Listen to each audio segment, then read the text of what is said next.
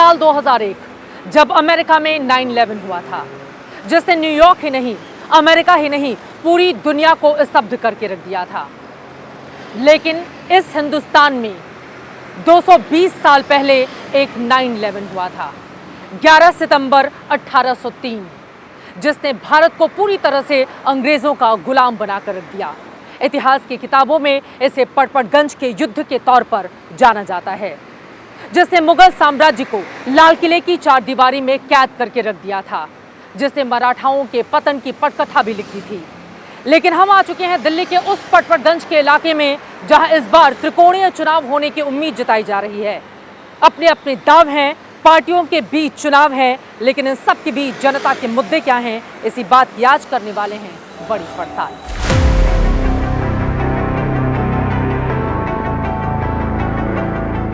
पड़पड़गंज में जहां के युद्ध ने हिंदुस्तान के मुस्तकबिल को बदल कर रख दिया, मौजूदा दौर में भी पड़पड़गंज में दिल्ली की राजनीति को तय करने वाले चुनावी जंग का सज चुका है मैदान। पड़पड़गंज की मौजूदा स्थिति ये है कि 12 साल बाद यहाँ के लोगों को नया विधायक मिलना तय हो गया है, क्योंकि पूर्व डिप्टी सीएम मनीष सिसोदिया इस सीट को छोड़कर जंगपुरा सीट चले गए और मशहूर टीचर अवध ओझा को पार्टी की मशाल थमा दी। पड़पड़गंज के वोट युद्ध के तनाव का अंदाजा आप इस बात से लगा सकते हैं कि आम आदमी पार्टी सरकार में नंबर 2 की हैसियत रखने वाले मनीष सिसोदिया को इस सीट को छोड़कर दूसरी सीट पर जाना पड़ा। यहां से यूपीएससी के शिक्षक रहे अवध ओझा को आम आदमी पार्टी ने अपना उम्मीदवार बनाया है, जबकि उत्तराखंड के वोटर्स को अपने पक्ष में लाने के लिए पार्षद रविंद्र नेगी पर भारतीय जनता पार्टी ने दांव लगाया है। तो वहीं पूर्व विधायक अनिल कुमार को चुनावी मैदान में उतारकर कांग्रेस ने इस मुकाबले को बना दिया है त्रिकोणीय, जो यहाँ पर पहले से एक बार विधायक रह चुके हैं।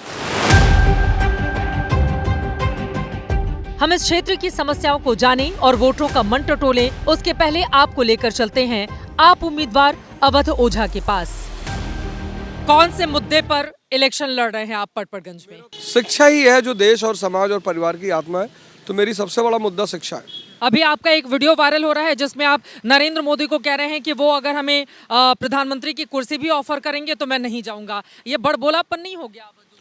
नहीं, ऐसा है कि जब आप किसी के पास जाते हैं, करीब जाते हैं, वो आपको निगलेक्ट करता है। जैसे मैंने आपको पता ही है कि भाई मैं इनसे प्रयागराज से बीजेपी की टिकट मांग ही रहा था, तो अब जिस आदमी ने मुझे उसके बदले में इतना इज्जत, इतना सम्मान दिया, अपने गले से लगाया, तो अब उसे छोड़ा जा सकता है? ऐसा संभव है? नहीं छोड़ा जा सकता। आपकी कैसी विचारधारा है जो टिकट नहीं मिलने पर बदल जाती है? नहीं, विचारधारा नहीं, मेरा एक उद्देश्य है शिक्षा।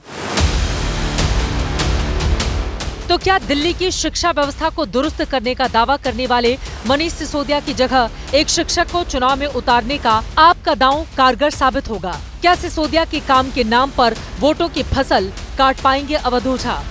पड़पड़गंज का नाम 2 शब्दों से मिलकर बना है। पड़पड़ का अर्थ होता है जमीन का निचला वो समतल हिस्सा जिस पर खेती नहीं की जा सकती, और गंज का अर्थ बाजार। मुगल काल में सबसे बड़े अनाज बाजार के तौर पर इस हिस्से को जाना गया, और आजादी के बाद पूर्वी दिल्ली के बड़े औद्योगिक क्षेत्र के तौर पर इसको डेवलप करने का, विकसित करने का काम शुरू हुआ।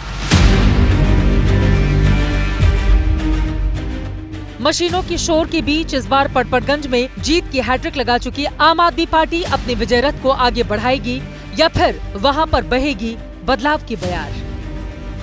क्या परेशानी है पड़पड़गंज? परेशानी यहाँ है कि नाली साफ नहीं होता है, गटर साफ नहीं होता है।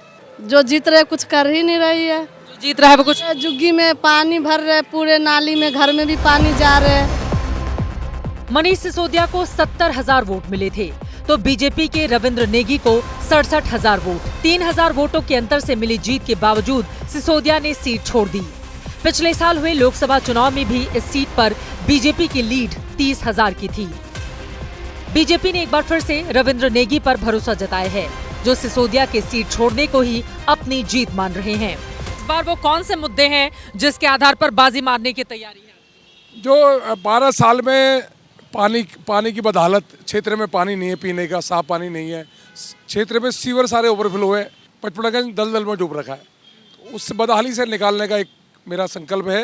मनीष सिसोदिया को दूसरी सीट पर भेजकर आपको मुश्किलों में डाला है या फिर लग रहा है कि मुकाबला हल्का हो गया है? उनको डर था उस बात का, क्योंकि पिछली बार बहुत चंद वोटों से वो जीते, उनको बहुत डर सता रहा था। मुझे लग रहा है इसी वजह से वो छोड़ के भागे सीट और अपने गले की घंटी आम आदमी पार्टी का जो अब प्रत्याशी है उसके गले में डाल गए। बीजेपी इस बार कोई कोर कसर नहीं छोड़ना चाहती, इसीलिए हर सीट पर कथित शीश महल का मॉडल दिखाकर केजरीवाल सरकार के भ्रष्टाचार की याद दिला रही है। सर, किसका जोर चलेगा? ये बीजेपी तो कथित शीश महल दिखा रही है, लेकिन उसके लिए तो यहाँ पर सूखा पड़ा हुआ है लंबे समय से। ये तो जनता के पैसे की लूट मच रही है, तो इसका सीएम का कौन विश्वास करेगा? कौन जीत रहा है पटपड़गंज? कौन जीतेगा? जो बीजेपी ही जीतेगी। सबसे शिक्षित आदमी को टिकट मिला है, मनीष जी ने और केजरीवाल सर ने बहुत सोच समझ के टिकट दिया होगा। अब अवध ओझा जी जो आए हैं, दूर दूर के यहाँ के सब जगह के बच्चे जो भी उन्हें मिलता है उनके पैर छू रहे हैं और उनको कहने सर आपको हम जिताएंगे।